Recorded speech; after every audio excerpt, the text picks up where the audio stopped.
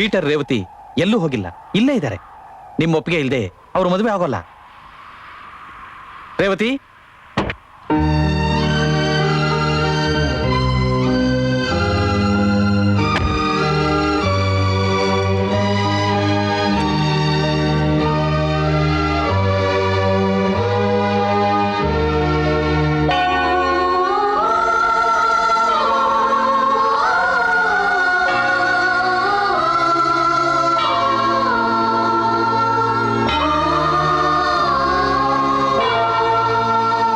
Peter,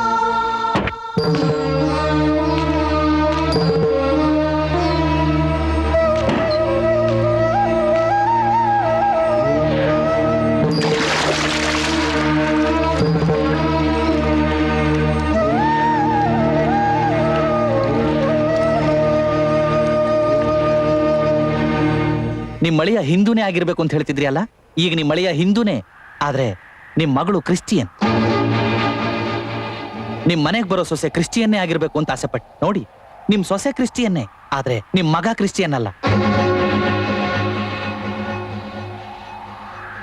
ನಿಮ್ಮ ಆಸೆ ನೆರವೇರಿಸೋದಕ್ಕೆ ಅವ್ರ ಜಾತಿನೇ ಬದಲಾಯಿಸ್ಕೊಂಡಿದ್ದಾರೆ. ಈಗ ನೀವು ಅವರ ಆಸೆ ನೆರವೇರಿಸ್ತೀರಾ?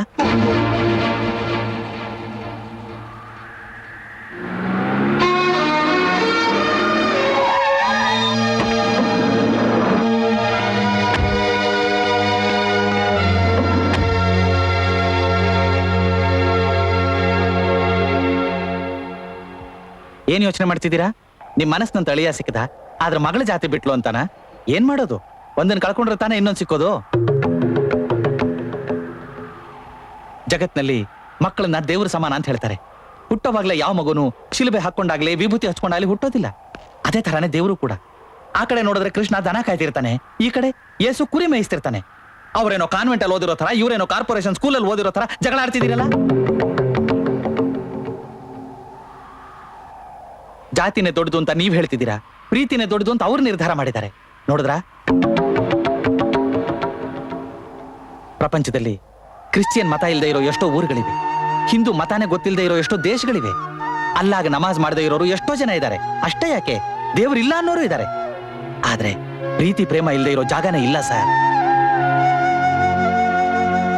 ಜಾತಿ ಮತ ಮನುಷ್ಯರಲ್ಲಿ ಮಾತ್ರ ಇರುತ್ತೆ, ಆದ್ರೆ ಪ್ರೀತಿ ಪ್ರೇಮ ಎಲ್ಲ ಪ್ರಾಣಿ ಪಕ್ಷಿಗಳಲ್ಲೂ ಇರುತ್ತೆ. ಈ ಜನ್ಮದಲ್ಲಿ ಇವ್ರು ಸರಿಯಾಗೋದಿಲ್ಲ. ಜಗ್ಗ, ನೀನ್ ಕುತ್ಕೇಳ್ರ ಗಣೇಶನ್ ಸರ ತೆಗಿ. ಮೊದಲು ಹೇಳ್ತಾನ ಕ್ರಾಸ್ ತೆಗಿ. ನನ್ ಕುತ್ಕೆಗೆ ಹಾಕು, ನೀನ್ ಹಾಕು. ಈಗ ನನ್ನ ಹೆಸರು ಥಾಮಸ್ ಅಲ್ವೋ, ಚಿಕ್ ತಿಮ್ಮಯ್ಯ. ಲೋ ಮಗನೇ, ನಾನೀಗ ಜಗನ್ನಾಥ ಅಲ್ವೋ, ಟೊಮೆಟೊ ಜಾರ್ಜ್ ಬುಷ್. ಏನೋ ಒಂದೇ ಮನೆಯಲ್ಲಿ ತಾತ ಹಿಂದೂ, ಮೊಮ್ಮಗನೂ ಹಿಂದೂ, ಅದು ಹೇಗೋ ನೀನು ಒಬ್ಬ ಮಾತ್ರ ಕ್ರಿಶ್ಚಿಯನ್? ಲೋ ಅನಂತು, ಇನ್ನೂ ಏನೋ ಯೋಚನೆ ಮಾಡ್ತಾ ಇದ್ಯಾ? ಒಪ್ಕೊಳ್ಳೋ. ನೋಡು, ಅವತ್ತು ನಾನ್ ನಿನ್ ಥರನೇ ಹಠ ಮಾಡಿ 25 ವರ್ಷದಿಂದಲೂ ಕಣ್ಣೀರ್ ಹಾಕ್ತಾ ಇದ್ದೀನಿ ಕೊಡೋ ನನ್ನ ಮಗಳು ನೋಡೋಕ್ಕಾಗದೆ. ನೀನು ಆಸಕ್ತ ಪಡ್ಬೇಡಪ್ಪ, ಒಪ್ಕೊಳ್ಳೋ. ಲೋ, ಒಂದ್ ಮದುವೆಯಲ್ಲಿ ಬಿಟ್ಟೋಗಿದ್ದ ಸಂಬಂಧ ಈ ಮದುವೆಲಾದ್ರೂ ಒಂದಾಗ್ಲು ಸರಿ ಅಂತ ಹೇಳು. ಲೋ, ಹೂವನ್ನು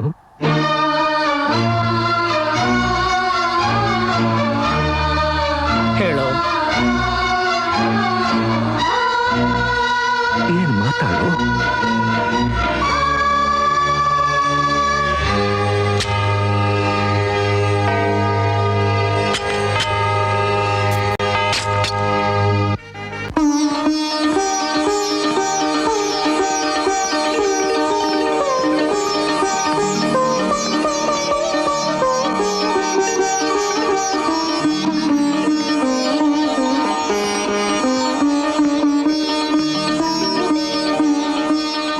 ನಿರ್ಮಲಾ ಮೇರಿ ಅಪ್ಪ ಅಮ್ಮ ಬಂದಾಯ್ತು. ನಮ್ ನಾಟಕನೂ ಮುಗೀತು. ನಮ್ ದಾರಿ ನೋಡ್ಕೊಳ್ಳೋಣ ಬಾ. ನಿರ್ಮಲಾ ಅಪ್ಪ ಅಮ್ಮ ಬಂದಿದಾರಂತೆ. ಹೌದಾ? ಬನ್ರಿ. ನೀನ್ ಹೋಗಿ ಟಿಕೆಟ್ ತಗೋ, ನಾನ್ ಮನೆಗೆ ಹೋಗಿ ಲಗೇಜ್ ತಗೊಂಡ್ ಬಂದ್ಬಿಡ್ತೀನಿ. ಆಯ್ತು.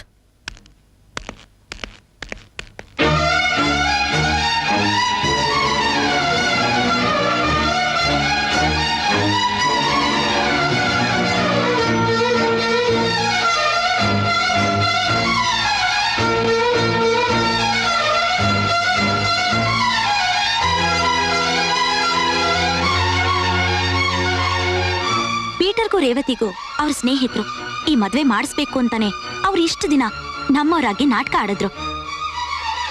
ರಾಜ ಏನಾರು ಬರ್ದೇ ಇದ್ದಿದ್ರೆ ನಮ್ 2 ಕುಟುಂಬನೂ ನಗ್ನಗ್ತ ಮಾತಾಡೋಕ್ ಆಗ್ತಾನೆ ಇರ್ಲಿಲ್ಲ. ನಮಗೆ ಯಾವ ರೀತಿ ಸಂಬಂಧನೇ ಇಲ್ದಿರೋ ಮನುಷ್ಯ ಬಂದು ನಮ್ಮ ಮಧ್ಯೆ ಮತ್ತೆ ಸಂಬಂಧ ಬೆಳೆಯೋ ಹಾಗೆ ಮಾಡಿದ್ದಾರೆ. ಅವ್ರಿಗೆ ನಾವು ಯಾವ ರೀತಿ ಉಪಕಾರ ಮಾಡಬಹುದು? ಏನಂದ್ರೆ ನೀನ್ ಏನ್ ಹೇಳ್ಬೇಕು ಅಂತಿದ್ಯಾ ನನಗೆ ಗೊತ್ತು ಕಣೆ. ಎಲ್ಲಿಂದೋ ಬಂದು ಎಷ್ಟೋ ಕಷ್ಟಪಟ್ಟು ಬೇರೆ ಆಗಿದೆ ನಮ್ಮ ಸಂಸಾರನ ಒಂದು ಸೇರಿಸಿದ್ರೆ ಆ ಹುಡುಗ ಈ ಮನೆಗೆ ಮೊಮ್ಮಗನಾಗಿ ಬರಬೇಕು. ಅದೇ ತಾನೆ ಅವನ್ ಯಾವತ್ತು ನಮ್ಮ ಮನೆಗೆ ಬಂದು ಪ್ರೀತಿಯಿಂದ ಅಜ್ಜಿ ತಾತ ಅಂತ ಕರೆದನೋ ಅವತ್ತೇ ಮೊಮ್ಮಗನಾಗಿಬಿಟ್ನೆ. 50 ವರ್ಷ ನಿನ್ ಜೊತೆ ಸಂಸಾರ ಮಾಡಿದೆ, ಇಷ್ಟು ಅರ್ಥ ಆಗಲ್ವೇನೆ?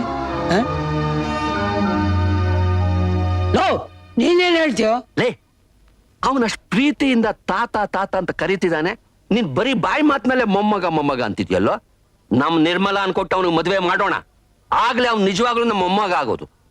ಹಾ, ಅವಳ ಹೆಸರು ನಿರ್ಮಲಾ ಅಲ್ಲ, ಪ್ರಿಯದರ್ಶಿನಿ. ಯಾವ ದರ್ಶನೇ ಆಗ್ಲಿ ನಿನ್ ಮಗಳನ್ನ ನಮ್ಮ ಮೊಮ್ಮಗ ರಾಜನಿಗೆ ಕೊಡೋಕೆ ಒಪ್ಗೆನಾ?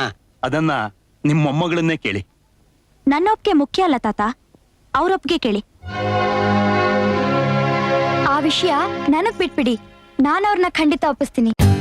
For more updates, like, comment, subscribe to our channel.